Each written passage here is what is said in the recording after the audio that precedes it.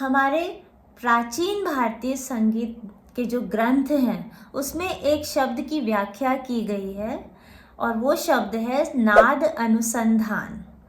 नाद अनुसंधान जिससे रिलेटेड है वो है चक्र विज्ञान, और चक्र विज्ञान यानी कि चक्रों की ध्वनि विज्ञान, यही हमारे भारतीय संगीत चिकित्सा या इंडियन म्यूजिक थेरेपी का केंद्र बिंदु है। अब समझते हैं कि चक्र क्या है, क्योंकि जो चक्रों के जो वाइब्रेशंस हैं, जो उनका नाद है, उसकी खोज को ही बोला गया है नाद अनुसंधान यानी डिस्कवरी ऑफ साउंड्स। चक्र क्या है? हमारे सूक्ष्म शरीर या इथरिक बॉडी में हमारे बिल्कुल बीचों बीच 7 प्रमुख चक्र स्थित हैं और उन चक्रों की कुछ वाइब्रेशंस हैं, फ्रीक्वेंसीज हैं।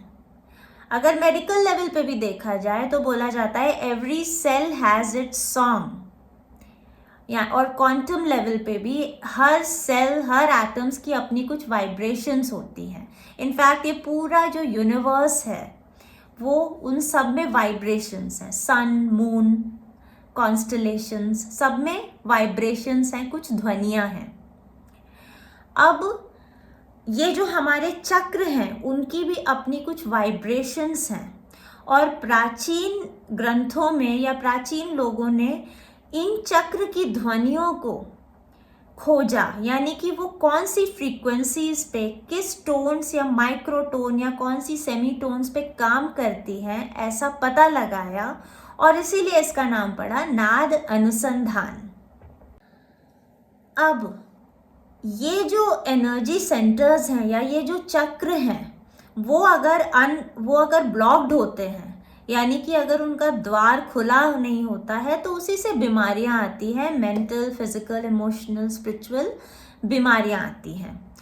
और जब यही चक्र, जब इनका द्वार खुल जाता है, यानी कि जब ये चक्र एक्टिव होते हैं या बैलेंस हो जाते हैं, तो बीमारियों का उपचार होता है, उनका इलाज होता है और धीरे धीरे ब्लड फ्लो, हार्मोन्स, पहले सूक्ष्म रूप से ये सारे एनर्जी फ्लो बढ़ता है और उसके बाद फिजिकल रूप से एनर्जी फ्लो कैसे पता चलता है कि अच्छा हुआ है?